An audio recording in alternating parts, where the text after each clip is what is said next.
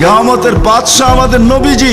এই জন্যই তো উনি বলতেছে লিয়াল হামদি বিয়াউমুল কিয়ামতি বিয়াদি, কিয়ামতের দিন আল্লাহর ঝান্ডা আমার হাতে থাকবে, আমার হাতে। কোনো এক জায়গায় আল্লাহ নিজেই বলছে কাসসামতুল কিয়ামাতা কিসমাইন, কিয়ামতকে আমি দুই ভাগে ভাগ করছি, আপনি চাবেন আমি দিব, সালতু তা শাফি তু শাফা, সবাই নাফসি নাফসি বলবে, আপনি উম্মতি উম্মতি বলবেন, কিয়ামতের রাজা আপনি। আল্লাহর রাসূল আরেক জায়গায় বলছেন যে কিয়ামতের দিন সবাই চুপ থাকবে, আনা খাতিবুহুম, আমি ওই দিন বলবো। কেমন রাসূল, যার চাওয়া ছাড়া আল্লাহ নাইমা আসবে না। শাফাআতে কুবরার মতলবই এটা, যে উনি যতক্ষণ পর্যন্ত না চাবে আল্লাহ আসবে না।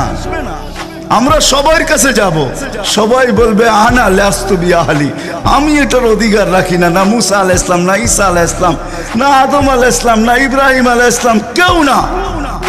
সর্বশেষ মুসা আলাইহিস সালাম বলবে সন্ধান দিতে পারি, যার অপেক্ষায় আল্লাহ বসে আছেন।